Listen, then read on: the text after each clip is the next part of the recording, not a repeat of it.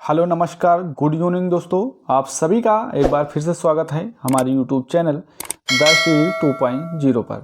तो सभी लोग जितने भी दोस्त हमारे देख रहे हैं तो सभी लोग फटाफट अपने सभी दोस्तों तक इस वीडियो को शेयर कर दें दोस्तों। तो चलिए शुरू करते हैं आज की साइंस की क्लास। और सभी लोग जितने भी लोग देख रहे हैं सभी लोग जो वीडियो हमारी पसंद आए तो जो है इस वीडियो को लाइक ज़रूर करें और चैनल पर अगर नए हैं तो चैनल को सब्सक्राइब करके बेल आइकन को ज़रूर प्रेस कर लें। और सुबह इसी चैनल पर दोस्तों करंट अफेयर की क्लास आती है तो उसे देखना ना भूलें दोस्तों। तो आइए दोस्तों शुरू करते हैं जो है इस क्लास को। तो दोस्तों पहला क्वेश्चन है कि हर्ट्ज मात्रक है किसका, तो ये आवृत्ति का मात्रक है हर्ट्ज, याद रखें। दूसरा क्वेश्चन है किस तापमान पर सेंटीग्रेड और फ़ारेनहाइट पैमाना का मान जो है समान रहता है, तो रहता है -40 अंश। नेक्स्ट है कि डीएनए के मूल मात्रक हैं, तो कौन है, न्यूक्लियोटाइड्स।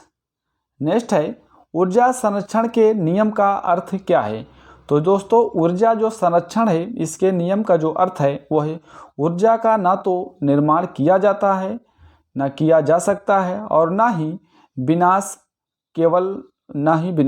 केवल इसे जो है संरक्षित किया जा सकता है, तो याद रखिएगा। आइए नेक्स्ट, रेल पटरी पर जोड़ पट्टी का प्रयोग किसके लिए होता है, तो दोस्तों दो पटरियों को जोड़ने के लिए इसका जो है प्रयोग किया जाता है। नेक्स्ट है कि डॉक्टर CB रमन को किस विषय के लिए नोबेल पुरस्कार से सम्मानित किया गया था, तो इन्हें जो है भौतिकी के लिए दोस्तों भौतिक शास्त्र के लिए इन्हें नोबेल पुरस्कार दिया गया था 1930 में, याद रखिएगा। नेक्स्ट है कि समुद्री मील किसकी दूरी की एक इकाई है, तो जो समुद्री मील जो है वो नौवहन की दूरी की एक इकाई है, तो याद रखिएगा नौवहन इसका राइट आंसर होगा। आइए नेक्स्ट दोस्तों, अगर आपसे पूछे कि सार्वभौमिक गुरुत्वाकर्षण का नियम किसने दिया, तो ये दोस्तों जो नियम दिया है न्यूटन ने दिया है, याद रखिएगा।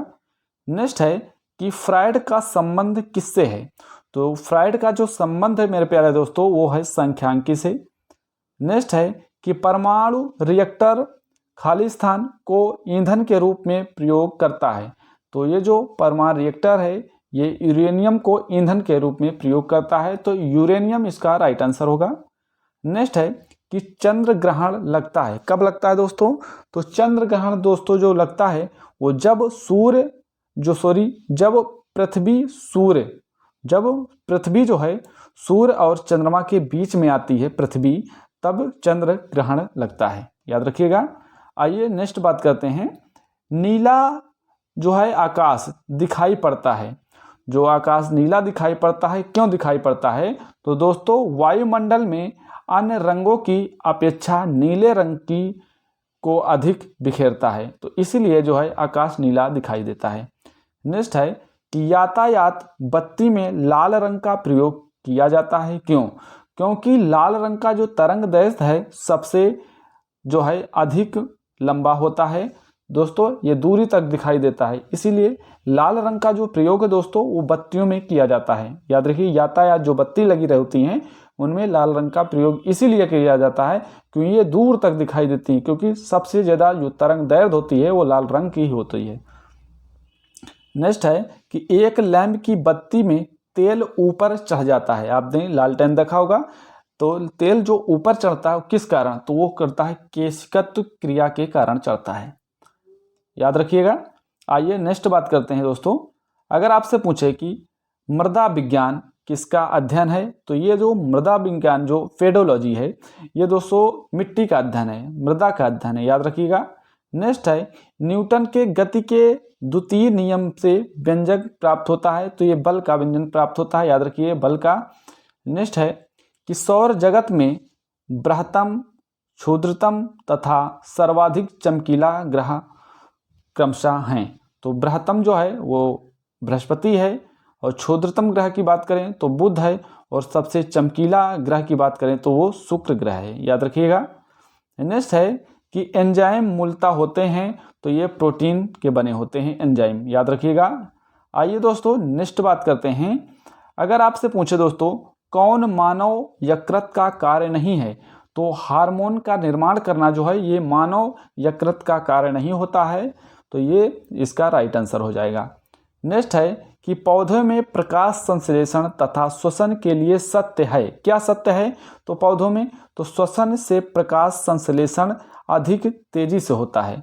तो श्वसन से क्या होता है, श्वसन से प्रकाश संश्लेषण सर्वाधिक तेजी से होता है, तो याद रखिएगा। नेक्स्ट है यदि विस्थापन डी जो है विस्थापन बल F की दिशा में हो तो किया गया कार्य होगा, तो ये जो किया गया कार्य होगा अधिकतम एवं धनात्मक होगा। नेक्स्ट है जो है 1 कूलाम आवेश बराबर होता है, तो 1 कूलाम जो आवेश बराबर होता है 6.25 इंटू 10⁻18 इलेक्ट्रॉन, याद रखिएगा।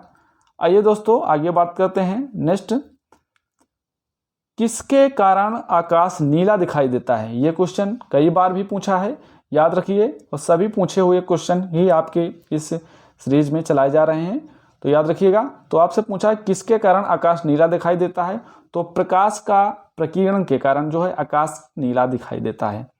नेक्स्ट है जो है साधारितता की धारिता का एसआई मात्रक क्या है, तो ये है फैराडे है, याद रखेंगे। नेक्स्ट है पराश्रव्य ध्वनि की आवृत्ति होती है, तो ये होती है दोस्तों दो होती है वो 20,000 कंपन प्रति सेकंड से ऊपर की होती है। पराश्रव्य ध्वनि की तरंगे होती हैं, आवृत्ति होती है, याद रखिएगा। अगर आपसे पूछे 100 वाट या 225 वोल्ट, दोस्तों 100 वाट 225 वोल्ट चिन्हित बल्ब से होकर प्रवाहित धारा जो होती है वो होती है 0.4 एम्पियर।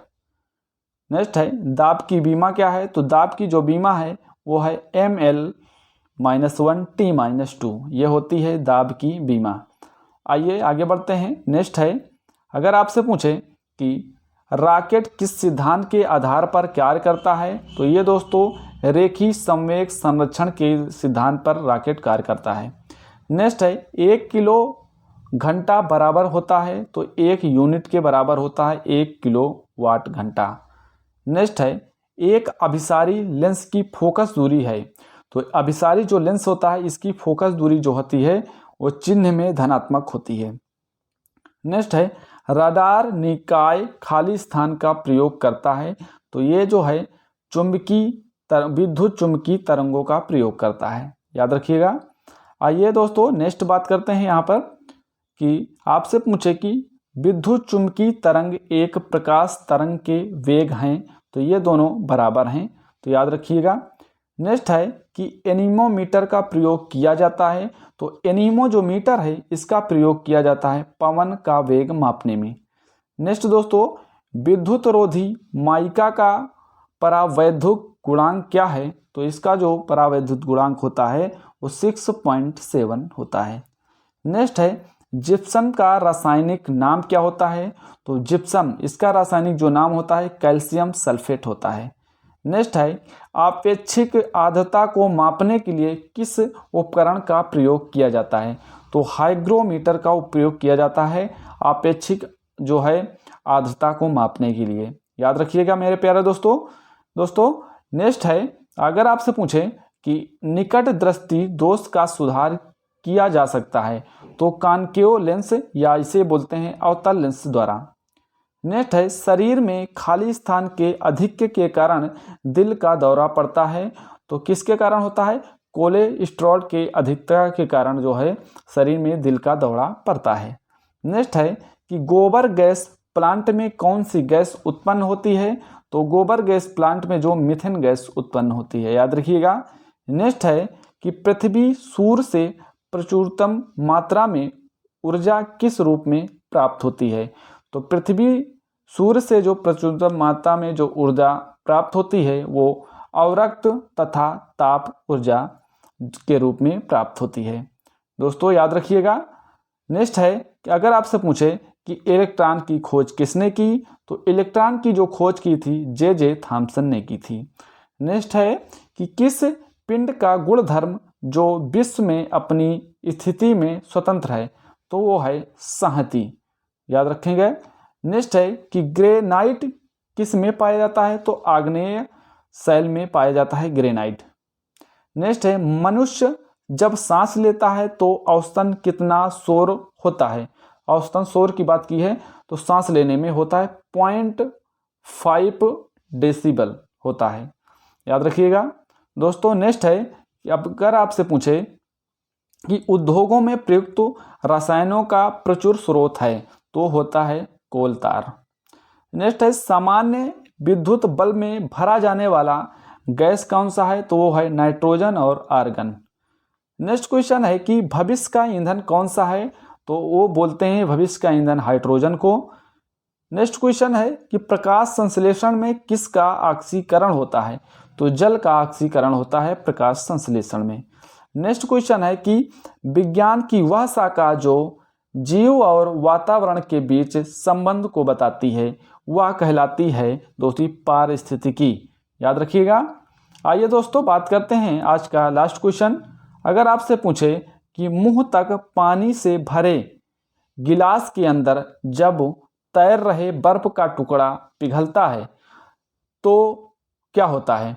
देखिए दोस्तों, इसमें क्या कहा है कि मुंह तक मतलब पूरा पानी से भरे गिलास के अंदर जब जो है तैर रहे बर्फ का टुकड़ा पिघलता है, तो क्या होता है, तब जल का स्तर अपरिवर्तित बना रहेगा। याद रखिएगा। तो इसका यह राइट आंसर हो जाएगा। तो दोस्तों, आज की हमारी ये साइंस की क्लास आपको कैसी लगी। अगर आपको ये वीडियो पसंद आई हो तो दोस्तों कमेंट सेक्शन में ज़रूर बताइएगा, और वीडियो पसंद आई है तो लाइक भी ज़रूर करें दोस्तों, और चैनल पर नए हैं तो चैनल को सब्सक्राइब करके बेल आइकन को ज़रूर प्रेस कर लें।